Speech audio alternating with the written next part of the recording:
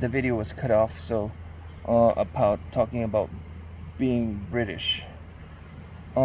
She talks about, you know, xenophobia, and about many British, which also many Americans have many sentiments about having anti-immigration rhetoric, because in Brexit, especially, there, the it's just one big island in Europe, and they can just cross the border and they can be British. It's so much more complicated in Britain, in England. So, and this is not a new phenomena, because she talked about the history in 1500s, where the original Queen Elizabeth, the first one, um, she she allowed immigrants coming to England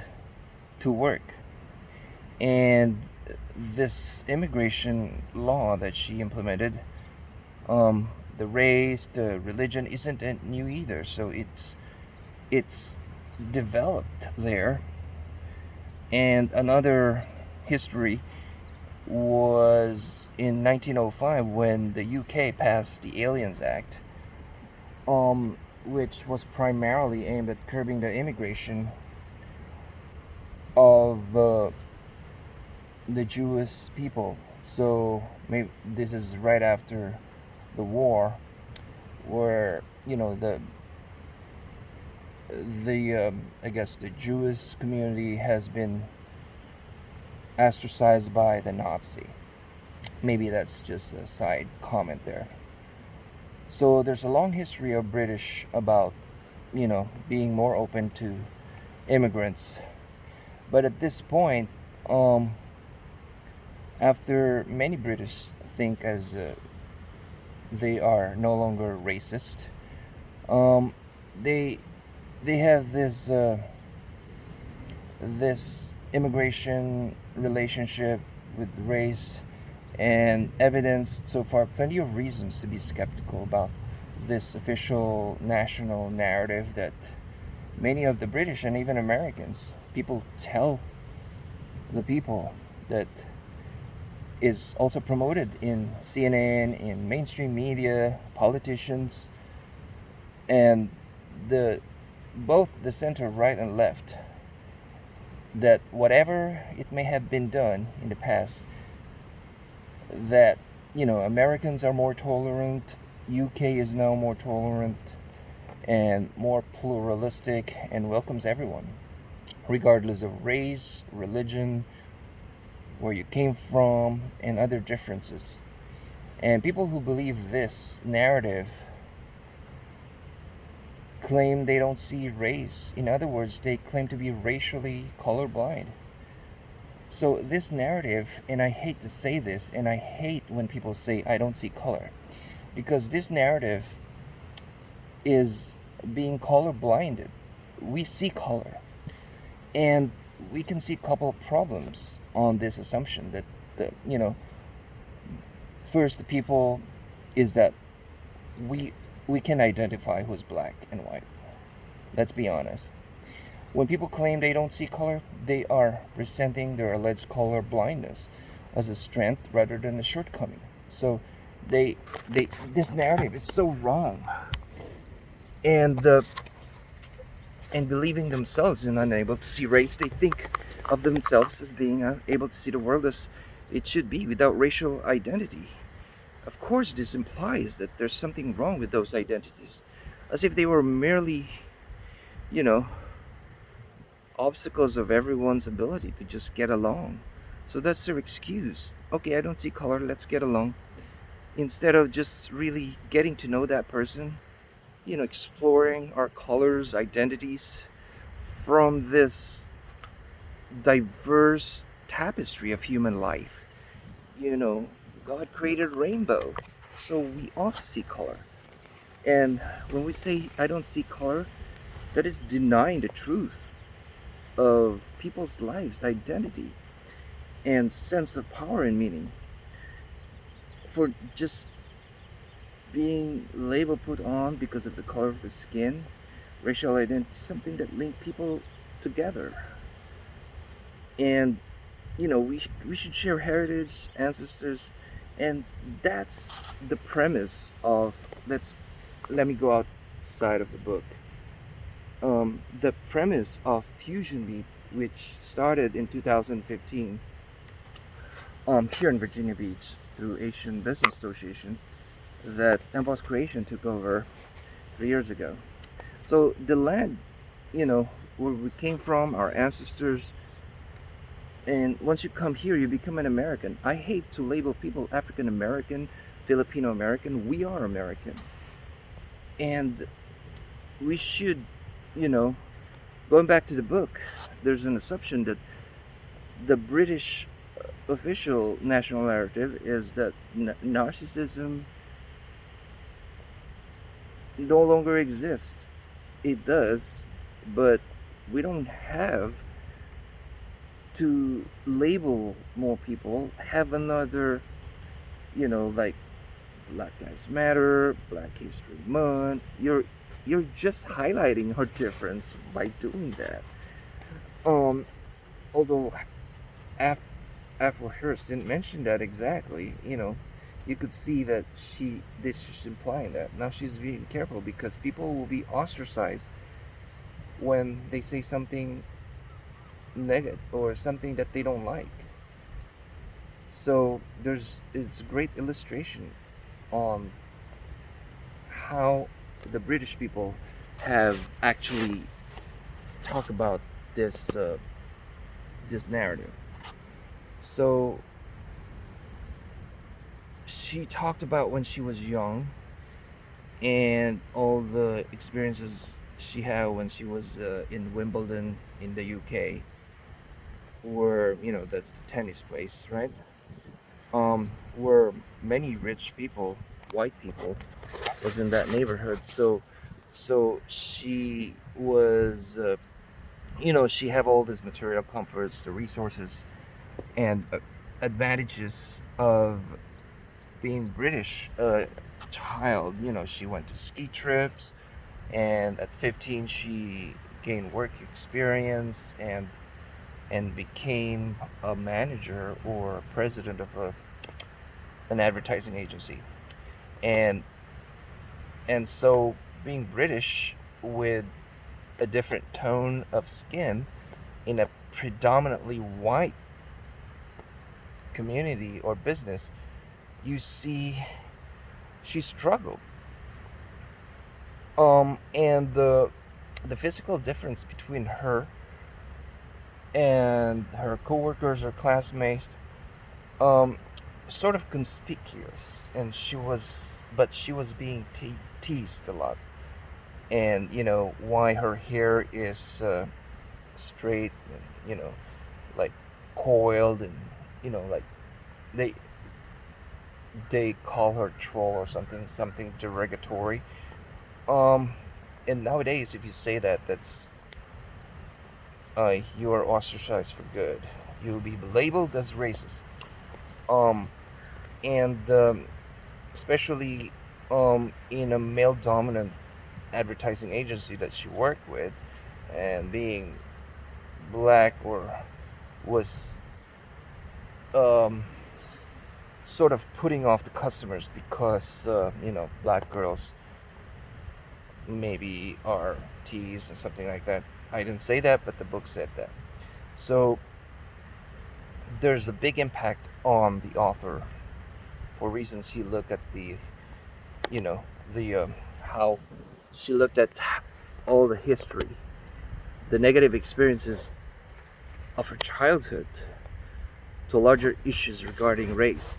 And she described this, and for being different with her classmates, she felt a different level of being separate. So it made it be, when she was in her 20s,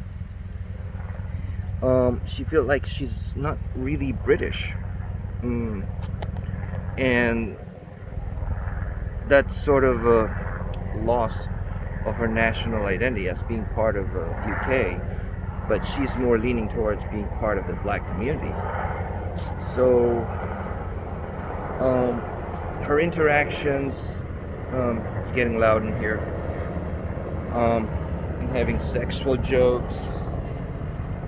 They're doing constructions at this hotel, the Marriott Hotel. Used to be Virginia Beach Resort Hotel, so maybe I should walk out.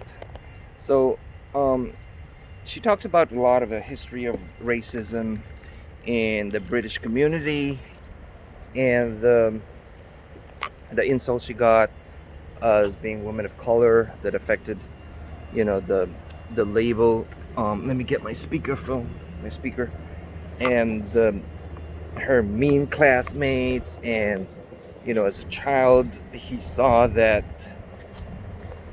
in the movies and magazines, that music videos, and even the packaging of consumer products, the models are white, but that has improved, and instead they still emphasize that color matters, by putting labels, like, so as a woman of color in their campaign, models tend to be women with,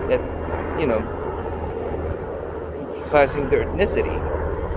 So in other words, it backlash because it says that white characteristics still set a beauty standards, and to a degree, that's what it says in the book.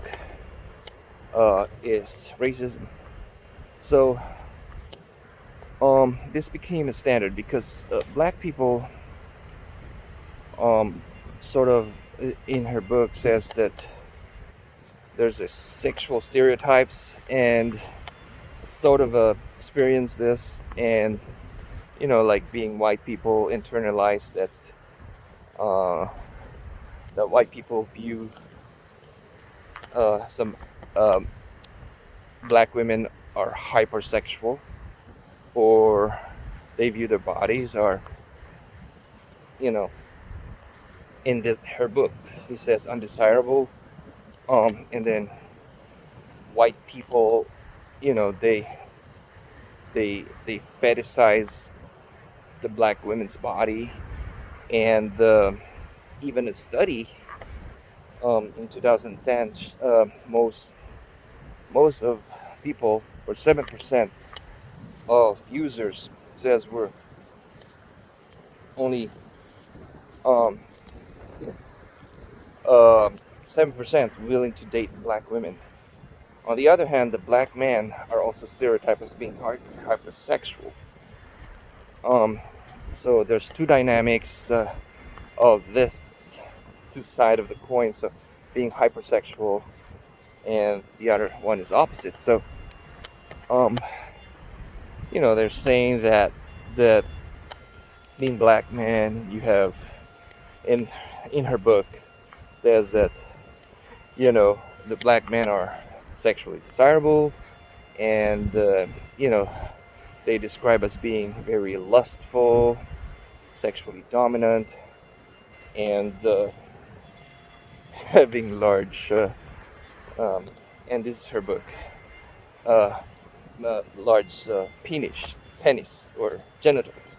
So black people also face stereotypes on being criminal, or criminality or profession. So the stereotype goes on, and the British community is plagued with this kind of demographic racism, and so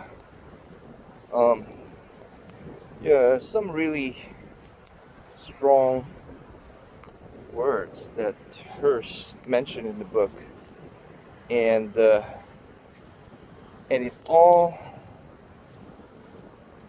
bottom line shows that if you read this book, it's similar to what we experience here in the United States. So if you look at it, it's all over the world except for maybe Asian community. But I was a victim of racism in the Philippines by the Chinese and the Spanish community. Um, and and also because I don't speak the language, so they see me as an outsider, and that's a form of um, xenophobia. Um, so the book has a lot of talks about racism, especially with the black community, and and so he talks about having this black history or British history. The movies she mentioned about Dangerous Minds, where this white teacher went to the inner city where there's a lot of drug crime, and they portrayed black nannies on the movie Help. And speaking of that, these movies are being banned in Netflix because of that portrayal. Um, I don't know if you agree with that. So, Gone with the Wind, all that, and all the British books, movies, especially that movie Amazing Grace in 2006. Hopefully, they won't ban that. So, I think we got over 14 minutes about here's this book because it's really chunkful, and I hope you will find something about this book and how many Americans believe that they're racially colorblind and have overcome problems with racism. They still persist, and this riot will not solve it because they manifest themselves in many ways because of continuous stereotype. Now we stereotype all because you see all mostly black people marching down, and it marginalized the contributions of their contribution. We have President Obama, Oprah, Morgan Freeman, all the most influential people are people of color. So just my last thought. So again, first book called British, um, and it's an excellent book. So I hope I save you a day or two of reading or listening to this book. Check the mail, but I forgot my key. Until next time, have a great run.